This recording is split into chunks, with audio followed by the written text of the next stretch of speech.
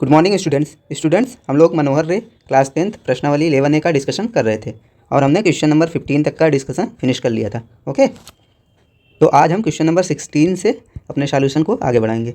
ठीक है, तो जो लोग चैनल पर नए हैं चैनल को सब्सक्राइब कर लीजिए और बेल आइकन को दबाना मत भूलिएगा। ओके, जिससे आपको लेटेस्ट अपडेट मिलती रहे। ठीक है, तो आइए बिना किसी देरी के डिस्कशन को स्टार्ट करते हैं। क्वेश्चन नंबर 16 में बोला है 15 मीटर भुजा वाले एक वर्गाकार घास के मैदान के एक कोने पर लगे खूंटे से एक घोड़े को 5 मीटर की रस्सी से बांध दिया गया है। ओके, तो ज्ञात कीजिए कि फर्स्ट मैदान के उस भाग का क्षेत्रफल जहां घोड़ा घास चर सकता है। ठीक है, तो दूसरे पार्ट में क्या पूछा है, चरे जा सकने वाले क्षेत्रफल में वृद्धि, चरे जा सकने वाले क्षेत्रफल में वृद्धि यदि घोड़े को 5 मीटर लंबी रस्सी के स्थान पर 10 मीटर लंबी रस्सी से बांध दिया जाता है। ठीक है, तो आइए इसका सॉल्यूशन देखते हैं।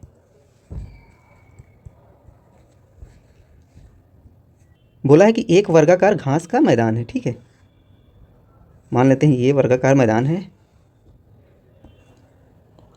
और जिसकी लंबाई 15 मीटर है। ओके, इसकी डायमेंशंस 15 सेंटीमीटर, सॉरी इसकी डायमेंशन 15 मीटर है। ओके, और इस मैदान के किसी एक कोने पर एक 5 मीटर लंबी रस्सी से एक घोड़े को यहाँ पर बांध दिया जाता है। ओके, इतना समझ में आया कि नहीं?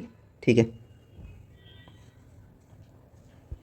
फर्स्ट पार्ट में हमें निकालना मैदान के उस भाग का क्षेत्रफल जहाँ घोड़ा घास चर सकता है। ठीक, तो घोड़े को 5 मीटर लंबी रस्सी से बांधा गया है। ठीक है, तो ये मैक्सिमम यहाँ तक आ सकता है 5 मीटर तक। ठीक, ओके, अगर यहाँ घोड़ा जाएगा तब भी ये डिस्टेंस कितनी होगी, 5 मीटर। ठीक है, फिर घोड़ा ऐसे जाएगा तो ये भी डिस्टेंस 5 मीटर होगी। ठीक, अगर और आगे बढ़ेगा घोड़ा यहाँ तक आ जाएगा तो ये डिस्टेंस कितनी हो जाएगी हमारा, 5 मीटर। ठीक है, तो ये घोड़ा एक सर्कुलर पाथ पर घूमेगा। ठीक है, और ये ऐसे आ करके यहाँ से फिर यहाँ तक आ जाएगा।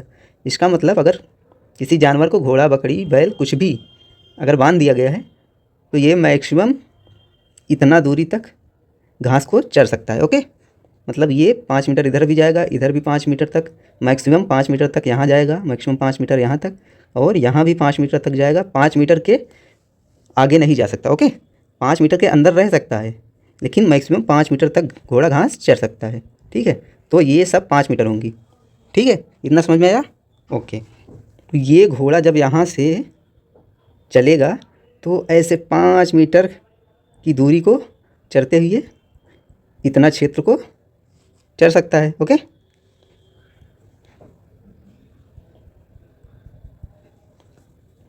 अब घोड़ा इधर भी आ सकता है लेकिन इधर घास का मैदान नहीं है। ठीक है, तो हमको खाली इतना ही क्षेत्र देखना है हमें, क्योंकि ये घास का मैदान है। ठीक, तो इतना क्षेत्रफल घोड़ा चर सकता है। ओके, और आपको यह भी मालूम होगा कि अगर ये वर्गाकार मैदान है तो इस वर्ग की दो भुजाओं के बीच में कितना डिग्री का कोण बनता है, 90 डिग्री। ठीक है, समकोण बनता है ना आयत और वर्ग में। ठीक, तो हमारा ये एंगल कितना हो जाएगा, 90 डिग्री। ठीक है, और ये 5 मीटर है तो ये भी 5 मीटर होगा। ठीक है, इसका मतलब हमारा थीटा बराबर कितना हो गया, 90 डिग्री, और आर रेडियस बराबर कितना हो जाएगा, 5 मीटर। ठीक, क्योंकि घोड़ा यहाँ तक मैक्सिमम दूरी तक आ सकता है और ऐसे इस सर्कुलर पाथ में घूमेगा। ठीक, तो ये क्या बन जाएगा, एक त्रिज्यखंड। ओके, ये ऐसी ही तो आकृति है, ये आकृति ऐसे है ना,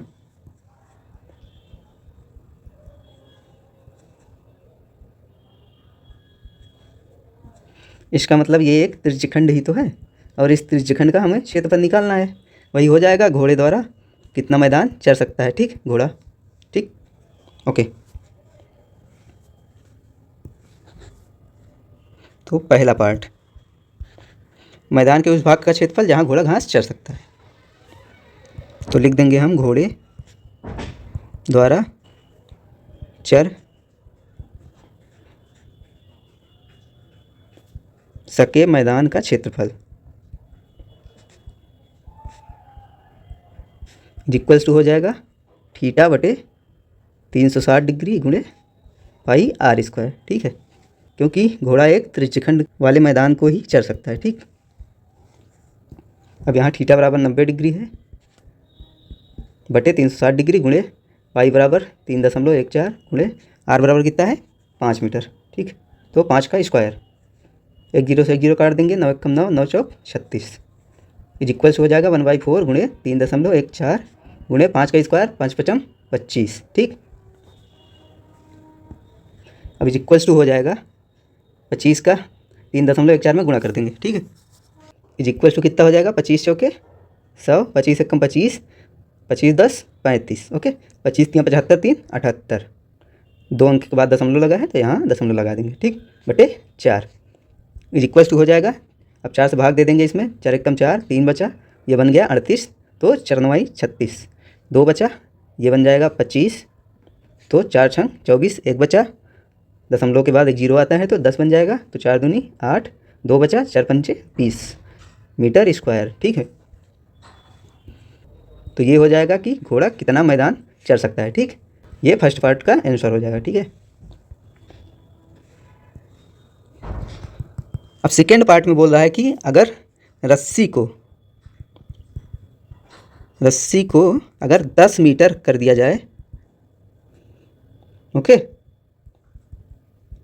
कर दिया जाए तो क्षेत्रफल में कितनी वृद्धि होगी, क्षेत्रफल में कितनी वृद्धि होगी। ठीक, तो हम फिगर को फिर से बना लेते हैं।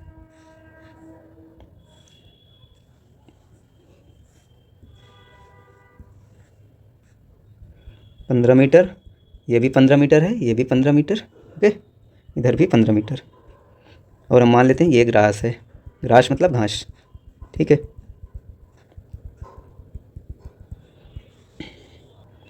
सेकेंड पार्ट में बोल रहा है कि अगर घोड़े की रस्सी की लंबाई को 10 मीटर कर दिया जाए तो घोड़े द्वारा चरे गए क्षेत्रफल में कितनी वृद्धि हो जाएगी। ठीक है, इसका मतलब घोड़ा जब 5 मीटर की रस्सी से बंधा हुआ था तो इतना क्षेत्रफल चर सकता था।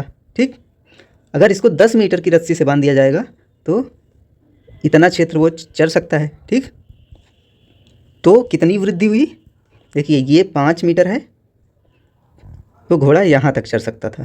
ठीक, और अब अगर 10 मीटर उसकी रस्सी की लंबाई को कर दिया गया तो टोटल क्षेत्रफल कितना चलेगा, इतना। ठीक, समझ में आ रहा है ना। ओके,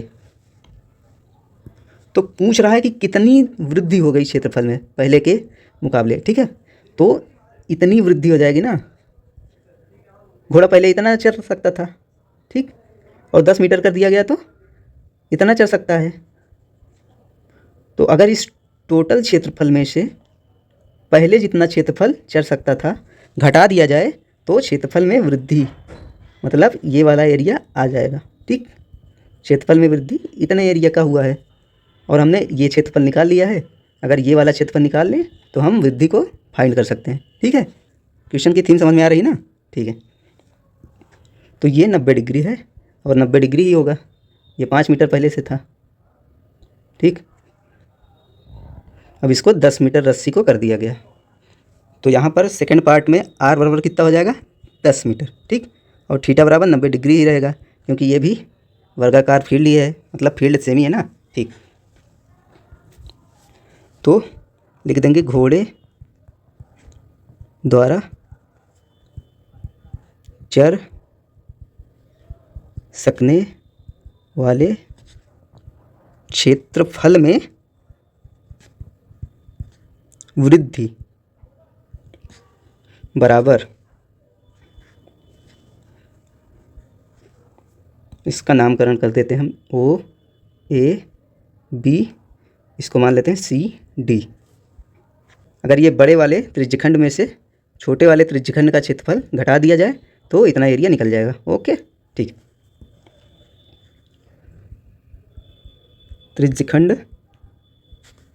त्रिज्यखंड ओ सी डी का क्षेत्रफल माइनस त्रिज्यखंड ओ ए बी का क्षेत्रफल। ओके, अब इज इक्वल्स टू हो जाएगा, थीटा कितना है हमारा एक बार फार्मूला लिख देता हूँ मैं। थीटा बटे 360 डिग्री गुणे पाई आर स्क्वायर माइनस त्रिज्यखंड ओ ए बी का क्षेत्रफल हमने पहले फाइंड किया है। ओके, ये रहा 19.625 metre square. Okay, minus 19.625 metre square.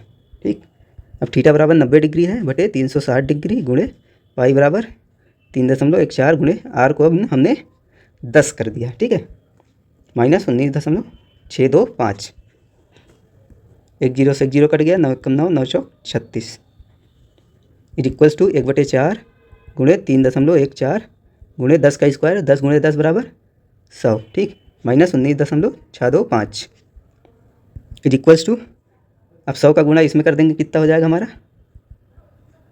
314। ठीक है, ये बन जाएगा 3.14 गुणे 100 बराबर 31400। अब 2 अंक के बाद दशमलव लगा है तो यहाँ लगा देंगे तो 314 बचेगा। ठीक, माइनस 19.625। ठीक है, अब इसको काटेंगे तो कितना आ जाएगा, 6 7 28, 3 बचा 34 बन गया, 4 8 32, 4 5 20, माइनस 19.625। ठीक है, यहाँ पर दशमलव के बाद एक अंक है, यहाँ पर दशमलव के बाद 3 अंक है। ओके, तो 2 जीरो यहाँ बढ़ा लेंगे हम, तो 78.500 माइनस 19.625।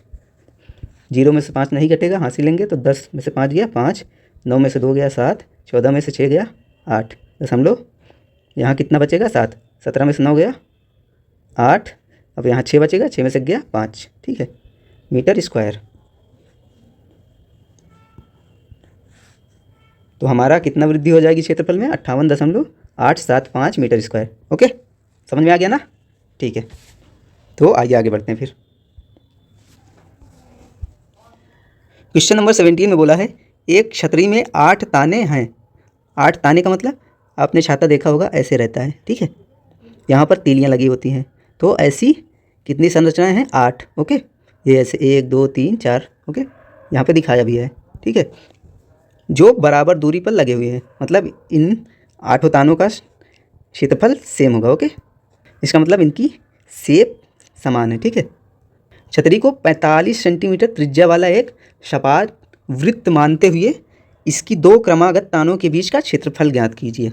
बोल रहा है कि छतरी को 45 सेंटीमीटर वाला एक सपाट वृत्त मानते हुए इनकी 2 तानों के बीच का क्षेत्रफल ज्ञात कीजिए। ठीक है, 2 तानों के बीच का क्षेत्रफल मतलब एक ये हो गई और ये दूसरी तान। ठीक है, तो इन दोनों तानों के बीच का क्षेत्रफल हमको निकालना है। ठीक है, समझ में आया ना क्वेश्चन। ओके,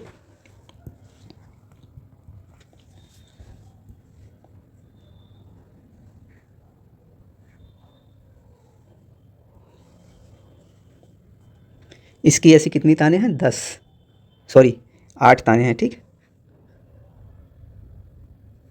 इसको हम 8 बराबर हिस्सों में बांट देते हैं।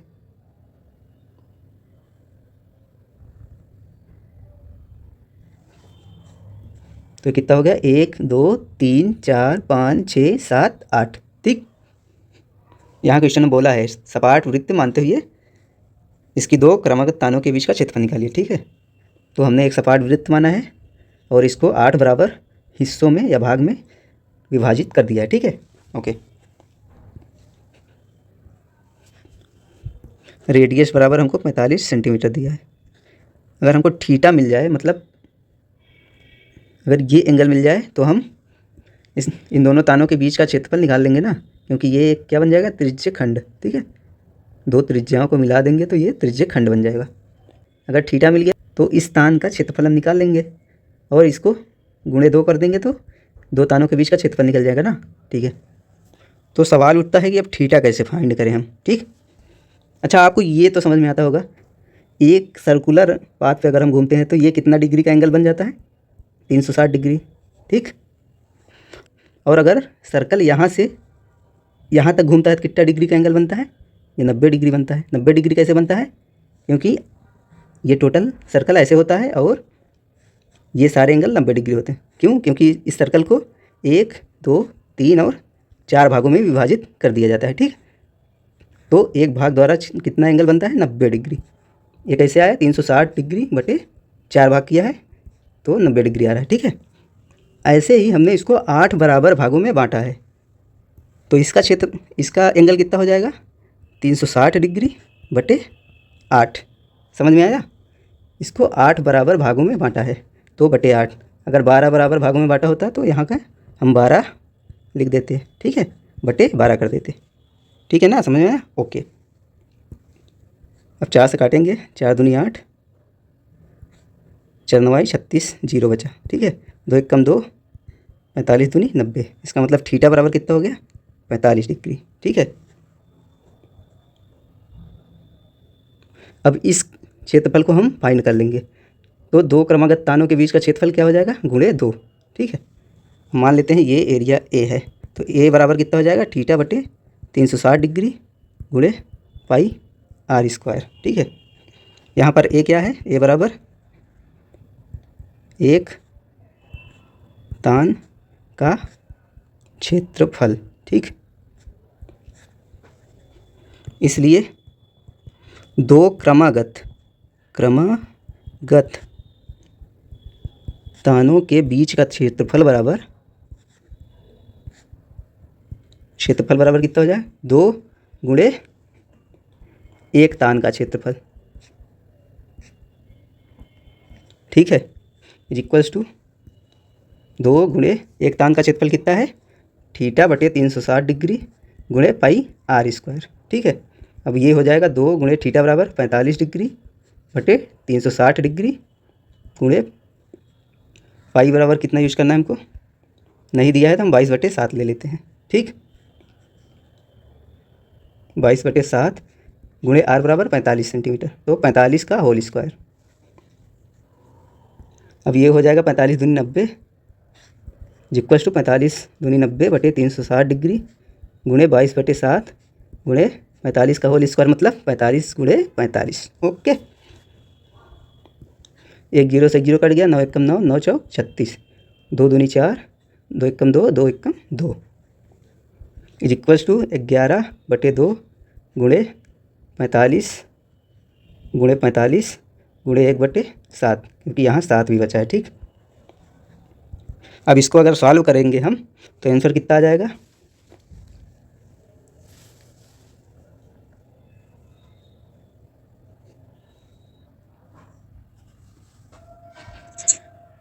इसको गुणा करने पर कितना हो जाएगा हमारा 222 14 मीटर स्क्वायर, ओके। तो ये हो जाएगा आंसर, ठीक। आई होप आपको ये क्वेश्चन समझ में आ गया होगा, ठीक है। अगर समझ में आ गया है तो चैनल को सब्सक्राइब कर लीजिए और बेल आइकन को ऑन कर लीजिए, और समझ में आया है तो कमेंट में ज़रूर बताइए, ठीक है।